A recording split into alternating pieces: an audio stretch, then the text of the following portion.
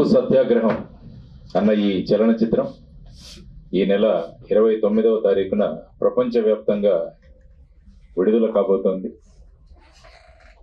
ఉక్కు సత్యాగ్రహం చిత్రం ద్వారా విశాఖ స్టీల్ ప్లాంట్ యొక్క చరిత్ర, విశాఖపట్నం స్టీల్ ప్లాంట్ ని ప్రైవేటీకరణ చేస్తున్న ప్రయత్నాలను ఏ విధంగా అక్కడ వర్కర్స్ కావచ్చు, ఎగ్జిక్యూటివ్స్ కావచ్చు, నిర్వాసితులు కావచ్చు, వీరందరూ కూడా కలిసి ఏ విధంగా అడ్డుకుంటున్నారన్న ఒక మహత్తరమైన సందేశాన్ని శ్రీ సత్యారెడ్డి గారు మనందరికీ ఇస్తున్నారు. ఈరోజు ఈ చిత్రాన్ని కొద్ది భాగం చూసే అవకాశం కూడా నాకు కల్పించారు. చాలా ఇన్స్పిరేషనల్ గా ఉంది సినిమా. ఆయన ప్రధాన పాత్రను పోషించారు. చాలా గొప్ప ఇన్స్పిరేషన్. చూస్తుంటే ఈ థియేటర్లో ఎంతో గొప్ప, అందరికీ ఒక ఉద్రేకం, ఇందులో మనం కూడా భాగస్వాములు అవ్వాలన్న ఒక సంకల్పం కూడా వచ్చే విధంగా, దానితో పాటు ముఖ్యంగా గద్దర్ గారు ఆయన స్వయంగా నటించడం కూడా చాలా ముఖ్యమైన విషయం. ఎందుకంటే గద్దర్ గారు మంచి ఆప్తులు. లచ్చన్న ఎట్లున్నావురా అని అడిగేవాడు. ఆ విధమైన మా ఇద్దరికి మధ్య ఉన్న సంబంధం. కాబట్టి ఆయనతో అనేక సార్లు నేను చర్చించడం జరిగింది. అటువంటి గద్దర్ గారిని ఈరోజు ఆయన ఆరోగ్య స్థితి అంత బాగు లేకున్నా కూడా ప్రజల కోసం చెయ్యాలి అన్న సంకల్పనతో ఈ సినిమాలో ఆయన స్వయంగా పాడి రచించి ఆయన స్వయంగా నటించిన సినిమా ఇది. ఆయన చివరి సినిమా అని ఇప్పుడే వెన్నెల గారు, సత్యారెడ్డి గారు కూడా చెప్పడం జరిగింది. కాబట్టి ఆయన ఒక స్ఫూర్తిని నింపారు ఈ సినిమాలో అని నేను మీ అందరికీ కూడా తెలియజేస్తున్నాను. ముఖ్యంగా ఈరోజు రాజ్యాంగాన్ని మనం ఈరోజు మొదలైంది, ఈరోజు అడాప్ట్ చేసుకున్నాము. రాజ్యాంగ దినోత్సవం ఈరోజు. రాజ్యాంగంలో కూడా మనకు తరువాత ఈ లౌకికవాదం, తర్వాత సామ్యవాదం, ఈ రెండు కూడా యాడ్ చేశారు. అంటే సెక్యులర్, సోషలిస్ట్, ఈ రెండు కూడా తర్వాత 42వ అమెండ్మెంట్ లో యాడ్ చేయడం జరిగింది. కాబట్టి ఈ రోజు ముఖ్యంగా నిన్నే సుప్రీంకోర్టు కూడా ఈ రెండు ఏవైతే యాడ్ చేశారో 42లో అవి ఈ ప్రియాంబుల్లో పీఠికలో ఉండాలని చెప్పి వారు కూడా నిర్ణయం ఇవ్వడం జరిగింది. అందువల్ల ఇందులో ముఖ్యంగా చూసుకుంటే సోషలిజం అన్న కాన్సెప్ట్ ఏదైతే ఉందో, అంటే ఉత్పాదన లేకుంటే దేశంలో ఉన్న సంపద కేవలం కొంతమంది మాత్రం చేతుల్లోనే ఉండకూడదన్నది సోషలిజం. దానికి ప్రధానంగా మన పబ్లిక్ సెక్టర్ యూనిట్లు చాలా మహత్తరమైన భూమికను పోషిస్తాయి. అందుకనే మనం భారతదేశానికి స్వాతంత్రం వచ్చిన తర్వాత క్యాపిటలిస్టిక్ కాదు, ఈ విధంగా టోటల్ గా ప్రభుత్వం కాదు, మిక్స్డ్ ఎకానమీని మనం నిర్ణయించుకున్నాం. అంటే పబ్లిక్ సెక్టరు, ప్రైవేట్ సెక్టరు రెండు ఉంటాయి. ఆ విధంగా చేసుకుంటున్న సందర్భంలో మొట్టమొదటిసారిగా భారతదేశంలో ఒక పోర్టు ఉన్న ప్రాంతంలో స్టీల్ ప్లాంట్ పెట్టాలన్న సంకల్పన చేసిన తర్వాత ఆ స్టీల్ ప్లాంట్ ని మిగతా రాష్ట్రాలు, తమిళనాడు కావచ్చు, కర్ణాటక కావచ్చు, వాళ్ళు వాళ్ళ ప్రాంతాలకు తీసుకువెళ్లాలని ప్రయత్నం చేసిన సమయంలో అక్కడ అమృతరావు గారు అనే ఆయన గుంటూరు నుంచి వచ్చి అక్కడ నిరాహార దీక్ష చేయడం, ఆ తర్వాత విద్యార్థులు పెద్ద సంఖ్యలో పాల్గొనడం, ఆ తర్వాత మొత్తం అది కేవలం విశాఖపట్నానికి మాత్రమే కాదు, మొత్తం ఉమ్మడి ఆంధ్రప్రదేశ్ లో కూడా 32 మంది ప్రాణత్యాగాలు చేసిన సందర్భంలో చిట్ట చివరిగా ప్రభుత్వానికి విశాఖపట్నంలోని ఈ స్టీల్ ప్లాంట్ ఏర్పాటు చేసుకోవాల్సిన నిర్ణయం అప్పటి ప్రధాని ఇందిరాగాంధీ గారు తీసుకున్నారు. ఆ తరువాత అది బ్రహ్మాండంగా ముందుకు వెళ్ళి మంచి లాభాలలో నడుస్తున్న ఒక గొప్ప యూనిట్, పబ్లిక్ సెక్టర్ యూనిట్. ఆ తర్వాత అతి ఉత్తమమైన క్వాలిటీ ఉన్న స్టీల్ తయారు చేసే కర్మాగారం విశాఖపట్నం స్టీల్ ప్లాంట్.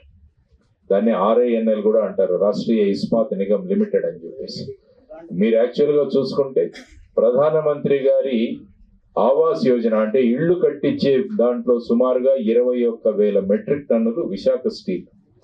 మీరు స్టాచ్యూ ఆఫ్ యూనిటీ అని సర్దార్ వల్లభాయ్ పటేల్ స్టాచ్యూ చూస్తారు అక్కడ నర్మదా నది ఒడ్డున, అందులో సుమారుగా 2,500 మెట్రిక్ టన్నులు విశాఖ స్టీల్.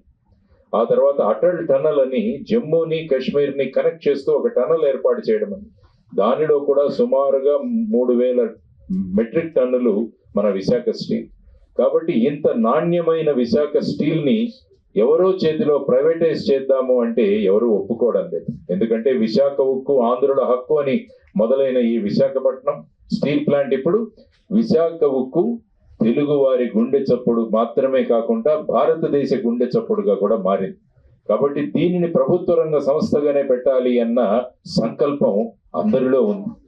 దానికోసం సత్యారెడ్డి గారు ఈరోజు ఆ మొత్తం విషయాలన్నింటినీ కూడా ఈ చలనచిత్రం ద్వారా మనకు అందించడం జరిగింది. కోర్టులలో వెళ్ళి ఈ ప్రైవేటైజేషన్ కాకూడదు అన్న విధంగా ఒక పబ్లిక్ ఇంట్రెస్ట్ లిటిగేషన్ ద్వారా మేము కూడా పోరాడుతున్నాం అందులో. ఎందుకంటే ముఖ్యంగా ఇది ప్రభుత్వ రంగ సంస్థగా ఉండాలి. ఎందుకంటే విశాఖపట్నం యొక్క పటం మారిపోయింది. విశాఖపట్నం స్టీల్ ప్లాంట్ వచ్చిన తర్వాత చిత్రంలో కూడా అదే చెప్పారు ఆయన. భీమునిపట్నం అంటే విశాఖపట్నం కన్నా భీమిలి అన్నది ఒక కార్పొరేషన్ మున్సిపాలిటీగా ఉండేది. భారతదేశంలో సూరత్ తర్వాత 2వ మున్సిపాలిటీ భీమిలి.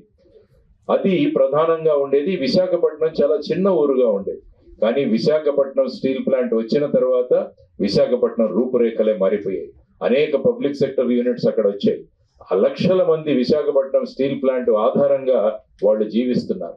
ఎందుకంటే ఎప్పుడైతే ఇది ప్రైవేటీకరణ చేస్తారో అప్పుడు ఏమవుతుందంటే లాభాల కోసం ప్రైవేటీకరణ జరిగిన తర్వాత ఆ వ్యక్తులు తమ జేబులో ఎంత వెళుతుందని చూసుకునే సందర్భాలు ఉన్నాయి. అందువల్ల ఇది ప్రైవేటీకరణ కాకూడదు అన్నది ప్రధానంగా. అందరూ కూడా ఇది ప్రైవేటీకరణ అవ్వదు అని చెబుతున్నారు. మొన్న మినిస్టర్ గారు కూడా వచ్చి వెళ్ళారు, కుమారస్వామి గారు. ఆయన కూడా ఇది ప్రైవేటీకరణ అవ్వదు అని చెప్పారు. 3 నెలలు అయిపోయింది కానీ ఇంకా ఏమీ అందులో ఏ విధమైన చర్యలు తీసుకున్నట్టు కనపడ్డారు. కాబట్టి ప్రస్తుత ప్రభుత్వం కూడా ఇది ప్రైవేటీకరణ కాకుండా మేము కాపాడుతామని వారు కూడా చెప్పిన సందర్భాలు ఉన్నాయి. కాబట్టి ఇది అందరి బాధ్యత అని గుర్తు చేయడానికి ఈ సినిమా ద్వారా ఒకవైపు ఉప్పు సత్యాగ్రహం, ఇంకొక వైపు ఉక్కు సత్యాగ్రహం, ఈ రెండింటినీ కూడా పోలుస్తూ ఉక్కు సత్యాగ్రహం ఏ విధంగా ఈ ప్రైవేటైజేషన్ ఆపాలి అన్న ఒక సందేశాన్ని తీసుకుని అక్కడ ముందుకు వెళ్తారు. సత్యన్న ఒక క్యారెక్టర్ అక్కడ నిర్మించి ఆ క్యారెక్టర్ ద్వారా ఈ ఉద్యమాన్ని ఎలా ముందుకు తీసుకెళ్లాలని అటు విద్యార్థులు కావచ్చు, కార్మిక సంఘాలు కావచ్చు, అందరం కలిసి పనిచేస్తే ఈ విశాఖ ప్రైవేటీకరణ అవ్వదు అన్న ఒక సందేశాన్ని వారు ముందుకు తీసుకువెళుతున్నారు. కాబట్టి ఖచ్చితంగా ఇది ప్రజలందరినీ కూడా ఆకర్షిస్తుంది. పాటలు చాలా బాగున్నాయి, నేను విన్నాను. పాటలు చాలా చిత్రీకరణ కూడా చాలా బాగుంది. ముఖ్యంగా సినిమాలో వాడిన డైలాగ్ చాలా అత్యంత ప్రభావంగా ఉన్నాయి. ఒక్కొక్క మాట కూడా ఒక్కొక్క తూటాలాగా వెళుతుంది.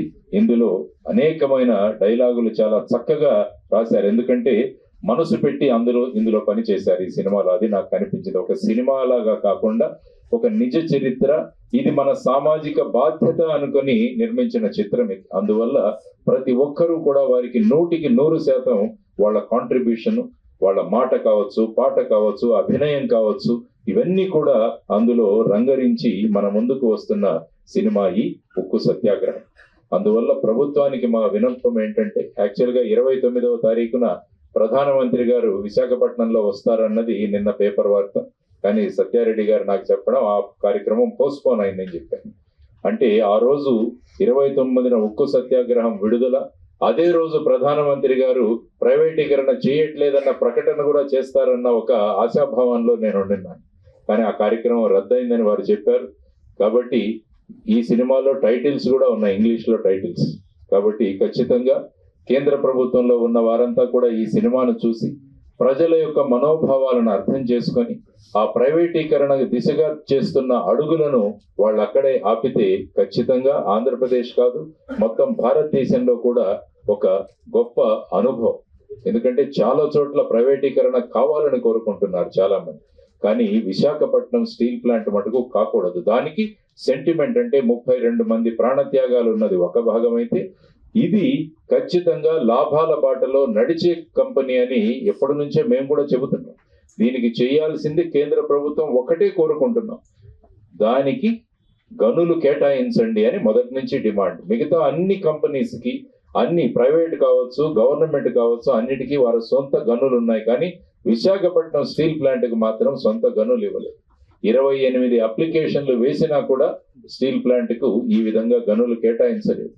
ప్రస్తుతం ఈ ప్లాంట్ కు కావాల్సింది గనులు కేటాయించడం, లేకుంటే స్టీల్ అథారిటీ ఆఫ్ ఇండియాలో కలపమని చెప్పేసి అందరి యొక్క డిమాండ్. సెయిల్లో కలపండి RINL ని కూడా అన్నది ప్రధానమైన డిమాండ్. కాబట్టి ఇవన్నీ చేసుకుంటూ రావడానికి చాలా సులభమైన పరిష్కారాలు ఉన్నాయి. విశాఖపట్నం స్టీల్ ప్లాంట్ ని ప్రభుత్వ రంగ సంస్థగా కొనసాగించడానికి ఆ విధంగా ప్రభుత్వం ఆలోచించాలి. ఎందుకంటే సినిమా అన్నది చాలా ప్రభావవంతమైన మీడియం. ఎందుకంటే సినిమాల ద్వారా ప్రజల యొక్క భావోద్వేగాలను ప్రజల యొక్క ఆలోచన విధానాలను కూడా ప్రభావితం చేసేదే సినిమా. కాబట్టి అటువంటి ఉక్కు సత్యాగ్రహం అన్న ఈ సినిమా ఖచ్చితంగా ప్రజలందరినీ కూడా చైతన్యవంతులుగా చేసి ఈ స్టీల్ ప్లాంట్ ప్రైవేటీకరణ ఎందుకు కాకూడదు, పబ్లిక్ సెక్టర్ రంగంలోనే గడిస్తే ఏ విధంగా దానికి వచ్చే లాభాలు ప్రజలందరికీ చెందుతాయి, అదే ప్రైవేటీకరణ అవుతే వచ్చే లాభాలు కేవలం ఎవరైతే ఆ కంపెనీని కొనుక్కుంటారో వాళ్ళ జేబుల్లో వెళతాయి. ఈ విధమైన తర్వాత ఎప్పుడైతే ప్రభుత్వ రంగ సంస్థలో ఉంటాయో అక్కడ రిజర్వేషన్ సిస్టమ్ కూడా అమలవుతుంది. అదే ప్రైవేటు రంగంలోకి వెళితే బడుగు బలహీన వర్గాల వారికి అవకాశమే ఉండదు. ఆ తర్వాత ముఖ్యంగా ఈ స్టీల్ ప్లాంట్ కోసం సుమారుగా 23,000 ఎకరాలు ఆ ప్రాంతంలో 64 గ్రామాల నుంచి రైతులందరూ కూడా వారికి ఇచ్చారు. అప్పుడు వాళ్ళకిచ్చిన వాగ్దానం ఏంటంటే మీ ప్రతి ఇంటిలో కూడా ఒక ఉద్యోగం ఇస్తామని చెప్పారు. ఇప్పటికీ సుమారుగా 8,500 మంది రైతులకి ఉద్యోగాలు ఇవ్వలేదు వాళ్ళ కుటుంబాలకు. ఇది 4th జనరేషన్, 4వ పీढ़ी. వాళ్ళు కూడా ఇప్పుడు కూడా ఎదురు చూస్తున్నారు మాకు ఉద్యోగాలు ఇవ్వట్లేదని. మరి ఇప్పుడు దీన్ని ప్రైవేటీకరణ చేస్తే ఉన్న ఉద్యోగులను కూడా తీసివేస్తారు ఎప్పుడు కూడా ప్రైవేటీకరణ జరిగిన తర్వాత. మరి ఈ 8,500 మంది ఎక్కడికి వెళతారు? వాళ్లకు జీవితానికి ఆధారమైన భూమిని వాళ్ళు దేశ భవిష్యత్తు కోసం, దేశం కోసం వారందరూ కూడా త్యాగం చేస్తే మరి వాళ్లకు ఈ విధంగా సుమారుగా 8,500 కుటుంబాలకు ఇంకా ఉద్యోగం ఇవ్వకుండా మనం ఈ విధంగా చేయడం సబబా అని మనం ప్రభుత్వాన్ని ప్రశ్నిస్తున్నాం. అవన్నీ కూడా ఈ సినిమాల్లో చూపించడం జరిగింది. కాబట్టి నిజ జీవితం, ఎందుకంటే ఈ మధ్య కాలంలో బయోపిక్స్ అన్నవి చాలా ప్రభావంగా వెళుతున్నాయి. అంటే నిజ జీవిత చరిత్రలు ప్రజలను ఆకట్టుకుంటున్నాయి. అదే విధంగా నిజమైన సంగ్రామం తర్వాత ప్రజలందరి మద్దతుతో ఈ విశాఖపట్నం స్టీల్ ప్లాంట్ అన్నది ప్రైవేటీకరణ కాకూడదు అన్న ప్రజల యొక్క ఆశాభావాలు ఏవైతే ఉన్నాయో వాటినన్నింటినీ ప్రతిబింబిస్తూ ఈ సినిమా చేయడం జరిగింది. ఈ సందర్భంగా నేను శ్రీ మిత్రుడు సత్యారెడ్డి గారిని అభినందిస్తున్నాను. ఎందుకంటే ఇటువంటి విషయం తీసుకొని ఎంతో ప్రభావవంతంగా ఈ సినిమాను, ఈ చలనచిత్రాన్ని నిర్మించినందుకు, ఆ తర్వాత ఇది ఒక కమర్షియల్ సినిమా అయితే కాదు కానీ ఇది మన జీవితాలతో ముడిపడిన సినిమా. కాబట్టి అందరూ కూడా ఒక సామాజిక బాధ్యత అని ఈ సినిమా ఖచ్చితంగా వెళ్ళి చూడాలి అని నేను మనస్ఫూర్తిగా కోరుకుంటున్నాను. ఎందుకంటే ఇటువంటి విషయాలు విద్యార్థులకు తెలియాలి, భావి తరాలకు తెలియాలి. పోరాటం చేసి ఏ విధంగా మనం ఈ స్టీల్ ప్లాంట్ ని తెచ్చుకున్నామన్న విషయం వాళ్ళకు తెలియాలి. దేశం యొక్క భవిష్యత్తు ఎలా ఉండాలన్న ఒక ఆలోచనలు కూడా వాళ్ళు రేకెత్తించే ఈ సినిమా ఉక్కు సత్యాగ్రహం బ్రహ్మాండమైన విజయాన్ని చవి చూస్తుందని, ఖచ్చితంగా మీరందరూ కూడా ఆదరిస్తారని మనస్ఫూర్తిగా తెలియజేసుకుంటూ అందరం కలిసి ఈ విశాఖపట్నం స్టీల్ ప్లాంట్ ఎప్పటికీ ప్రైవేటీకరణ కాకుండా ప్రభుత్వ రంగ సంస్థగా ఉంటూ లాభాలలో నడిచే విధంగా ప్రభుత్వాలు నిర్ణయం తీసుకోవాలని చెప్పి మనస్ఫూర్తిగా కోరుకుంటూ మరి ఒకసారి శ్రీ సత్యారెడ్డి గారికి, గద్దర్ గారికి, ఆ తర్వాత ఈ సినిమాలో వాళ్ళు నటించలేదు. జనరల్ గా సినిమా అంటే నటిస్తారు, ఇది నిజ జీవితంతో ముడిపడిన సినిమా కాబట్టి వాళ్ళందరూ కూడా వారి 100% ఇచ్చి జీవించి ఈ సినిమాను చాలా చక్కగా నిర్మించారు. కాబట్టి మీ అందరి తరపున మీడియా ద్వారా ప్రజలందరికీ నేను చేస్తున్న విన్నపం, ఈ చలనచిత్రాన్ని ఖచ్చితంగా వీక్షించండి, మీ యొక్క అభిప్రాయాన్ని తెలియజేయండి. విశాఖ ఉక్కు ప్రైవేటీకరణ కాకుండా ప్రభుత్వ రంగ సంస్థగానే కొనసాగించే విధంగా ప్రభుత్వం చర్యలు తీసుకోవాలని మీరందరూ కూడా గొంతు విప్పిన రోజు ఖచ్చితంగా అది జరుగుతుందని నేను ఆశిస్తూ మరి ఒకసారి శ్రీ సత్యారెడ్డి గారికి అభినందనలు తెలియజేస్తూ ముగిస్తున్నాను. ధన్యవాదాలు. జై హింద్.